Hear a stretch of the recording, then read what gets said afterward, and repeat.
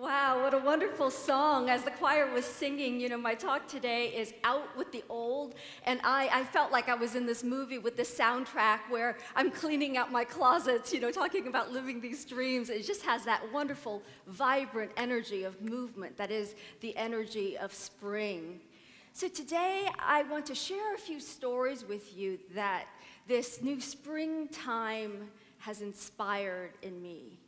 The first is actually a story told of an American tourist who paid a visit to a 19th century Polish rabbi named Hofet Kayam.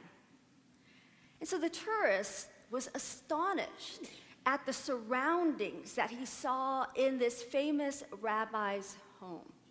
He comes in and he notices, wow, there's like nothing in here. Just a few books on the shelves, a table, and then a long bench. And so the tourist asked the rabbi, "Where's all your furniture?" And the rabbi replies, "Where's yours?" And the tourist is confused, and he says, "Well, I'm just a visitor here. I'm just passing through," he says. "So am I," says the rabbi. Reverend Eric Butterworth, one of my all-time favorite Unity ministers, wrote a story, a personal story, in his book, In the Flow of Life, where he describes a time where he experienced great challenge. He was experiencing this distress in his own being, and he described it like this, to where the weight of what was going on was so great that it felt like it had settled as a weight on his shoulders. So at that time, he did what he knew to do, and he starts leafing through the scriptures. And so he's going through the pages, almost haphazardly, he says, of the Bible. And a phrase popped out suddenly, a phrase that he had seen in numerous places before in the Bible that had, though, no real significance for him until that day. But in that moment, in the moment of his great life challenge, he realized the significance of these lines.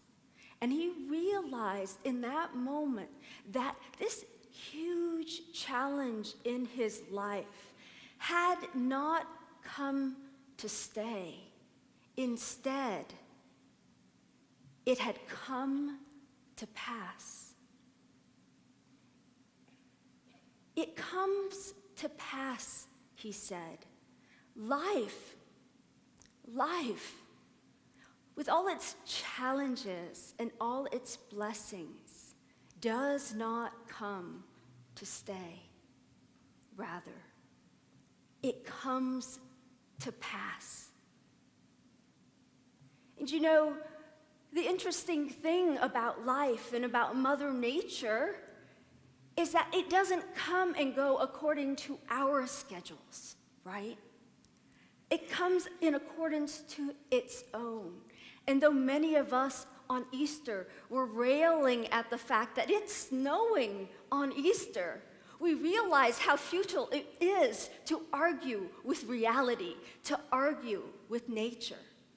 And yet there is something, I think, in our human nature, and I'll speak, for myself, in that however the natural order of things goes, and as much as I know the spiritual and universal law that life comes to pass, there is this thing in me that wants to hold on, right? That wants to have and to hold, at moments to collect and to hoard, even though intellectually I understand that life moves in seasons. And that when winter comes and there's a time of letting go, that spring is bound to happen. There are times when we have faced perhaps especially long, especially dark, or especially cold winters, where after that, something in us learns, you know what? I'm going to be doing a little more hoarding this spring or this summer season on the chance that there's going to be another long winter of my life. And today, I don't want to share this idea that we are wrong or bad for wanting to have, even wanting to collect a little, even wanting to hold some for ourselves, but rather with the sort of arrival of spring. What spring does for me is it reminds me to look at the ways in which I'm holding on to the past, hoarding in a way that actually keeps me from my good. Oprah, in one of her life class sessions, had this amazing guest speaker, and when this person, Bishop T.D. Jakes, said this, even Oprah sat there and gasped at the truth of what he said. He said this: when you hold on to your history, you do so at the expense of your destiny. And so spring arrives, and there is in the air this atmosphere of excitement, of adventure, and of hope. There is in the air this feeling of the excitement for the new. But for some of us, maybe we're not experiencing that new in our own lives. We look around and we see fruit blossoming in others' lives, but not in our own. If that's happening, or to whatever extent that might be happening for any of us in that area, Unity Principles have a teaching along these lines that can support us in opening to the new by becoming more aware of, more aligned with the seasons, the natural order of things, if you will. Now, in Buddhism, there's actually this Buddhist exercise that invites everyone in the Buddhist Sangha, which is the Buddhist community, to come to Sangha one week and have each person bring to the Sangha one thing in your life that you love, and to bring it, to give it away to someone else. My husband shared that exercise or that story with me, and I thought, wow, what would I pick? What would be something that I deeply value? And does the mere thought of actually doing that exercise freak me out? You know? Like, if I'm not going to cheat, if I'm going to really pick something, right, that I value. So I'm not going to ask you to do that next week, but I will ask you and invite you to consider what it would be like if you did. Think now on one object. Maybe it's a photograph. Maybe it's an expensive antique. Some item that you're storing now, whether in your home or your rented storage space, or several rented storage spaces, in the attic, in the basement, something that you cherish. Feel how that might feel to let go of that. And just allow yourself to feel into, wow, do I think that my good, the good of life, the good of God, the beneficence of the universe is attached to this thing, and that by losing it, I will somehow lose the good in my life? Simply be aware of how that exercise feels to you.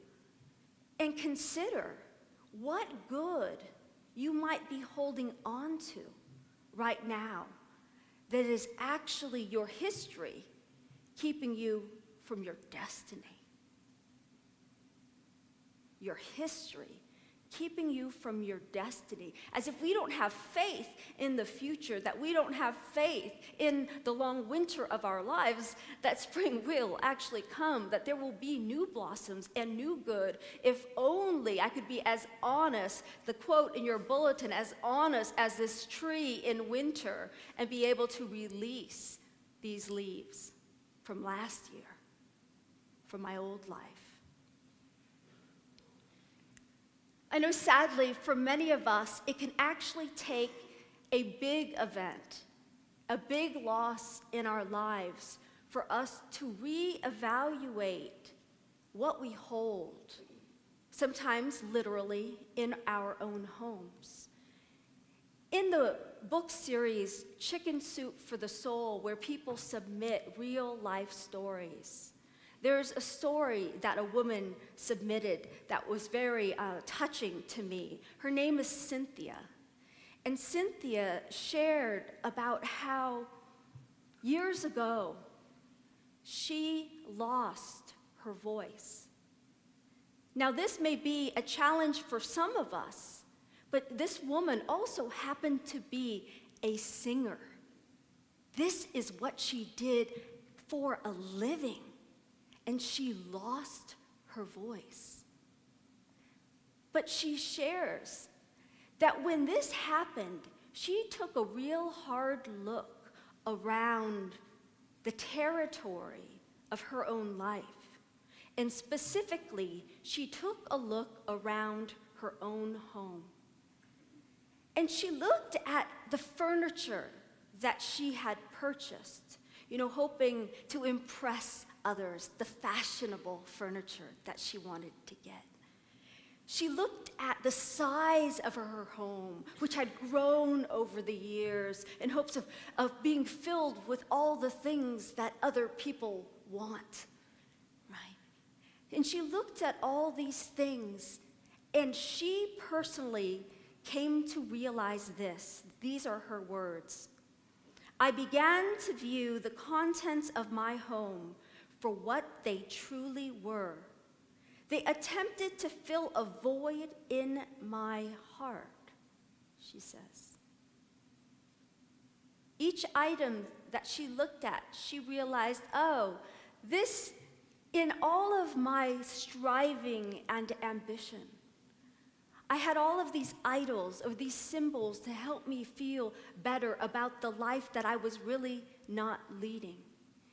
And she turned to her 2 young children, and she thought about the value of her family and of spending time with her children. So she decided that she was going to make a family exercise out of cleaning up the house. And so she enlisted her kids to help her. I mean, one of them was so young, she said basically what he could do is take the pens out of the cupboard and write to see if the pens even worked. So she had her little kids doing things like that. But together, they also looked at things like home videos. Right? They dragged these videos out in the day when people still used, the VHS videos. And she pulled those out, and she looked at them, and then decided what to clear. And it took her and her 2 children 3 full months, the entirety of the summer. But she succeeded in clearing out many of the things that were no longer needed in her life today, in that day. And reflecting back, she says, that was the best summer of my life. Partly because I was focused on the quality of time spent with my kids. I wasn't focused on amassing things in my life, on collecting, on filling that inner emptiness with outer things. And she found in her words that the empty spaces created by the clearing of her things were not empty at all, but they became filled with hope, with faith, and with family. As she cleared out her things.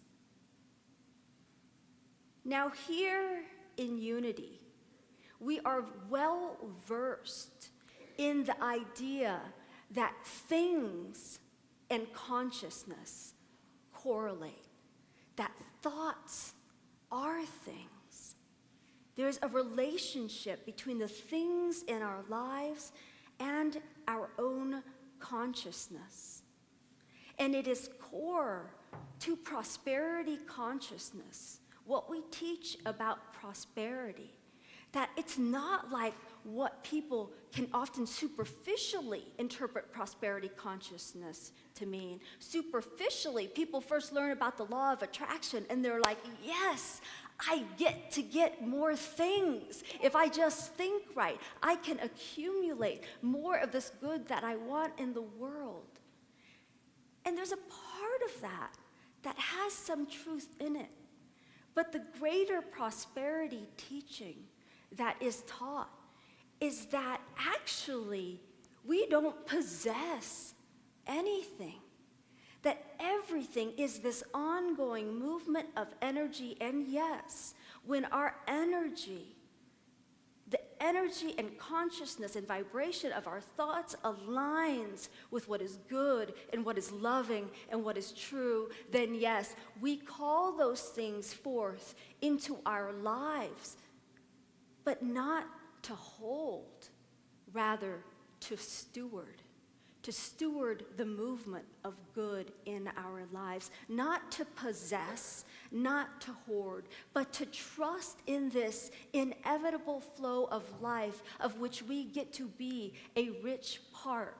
And so Catherine Ponder, one of the key teachers in prosperity in the Unity movement, has said that just like vacuuming is good for the house, there's a vacuum law of prosperity.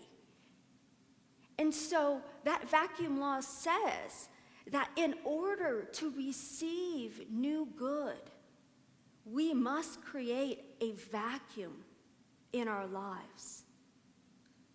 Now we can do that with things, but we can also do that in consciousness.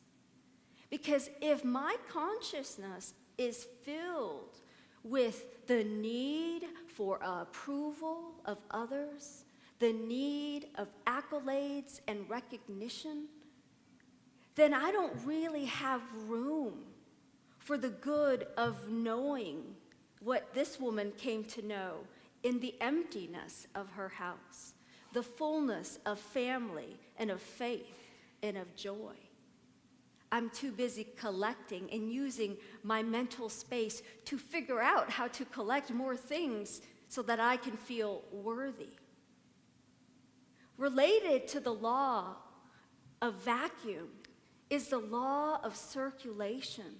I know that here at Unity Temple years ago, and maybe we'll do it again soon, we have Circulation Day, right? Where we bring stuff from our attics, from our basement, etc. That whole idea that, you know, one person's junk is another's treasure, one person's trash is another's treasure. That what we hoard, we're actually keeping from the flow of life and from the flow of good. And so this Circulation Day is a symbolic great reminder of the ways in which good is meant to move through us and not necessarily to be hoarded and kept within us. And so as we look at our lives today, and we've been praying for this new good, this new love, or this new career, or this new way of being in the world, it's important to look at whether we've been circulating good, or have we been holding on because of the many cold or dark winters that we have experienced symbolically in our lives, that we are holding on to all this past good and our hands are full. Our hearts have no room for more love or more good or more peace.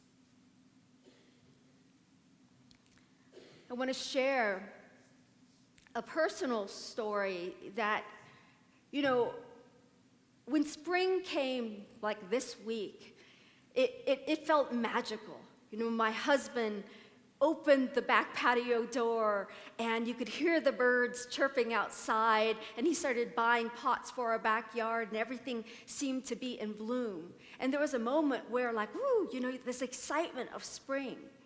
But one of the lessons that can be found in the passing of the seasons is that when I watch the seasons flourish like that, I become aware of my internal seasons.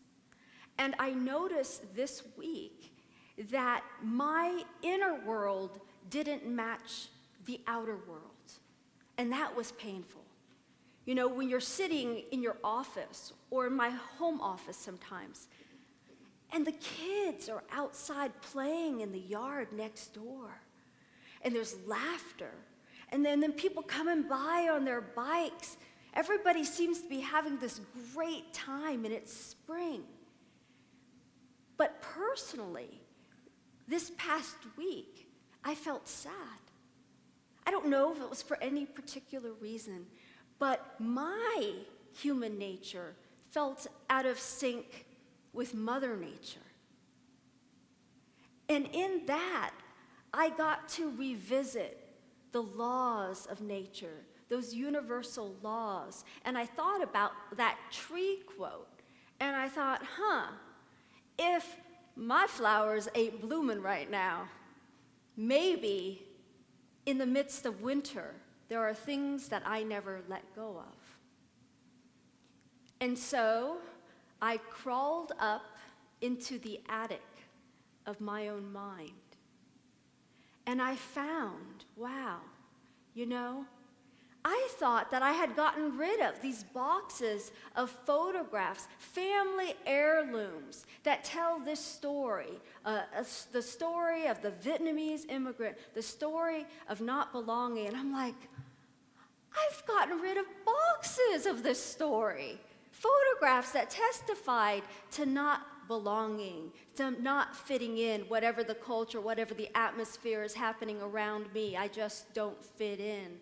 That story is an old family heirloom story, and I found that I had a whole nother chest full of photographs that testified to that story in the attic of my own mind. And so it's a great opportunity for us when we don't feel that spring has come for us to revisit our own consciousness and to look at what is stored in there, still held. I don't think that when we look through our house, literally or figuratively, that everything needs to be tossed away. This idea of out with the old sometimes means yes, this needs to be discarded. But other times it just means this. Out with the old means take the box out of the closet and look at it.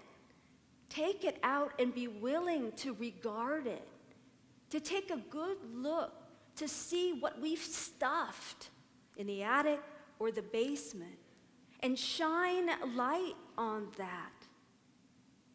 And be willing then to really consider, maybe today, just like I pulled Eric Butterworth's book out. You know, he has long passed, but his legacy stays here, right? I pulled the book off the shelf, and there is gold in that for me. You might pull a treasure chest out of your attic, and you might decide, this is a keeper. But in that decision, you have created something new from the old.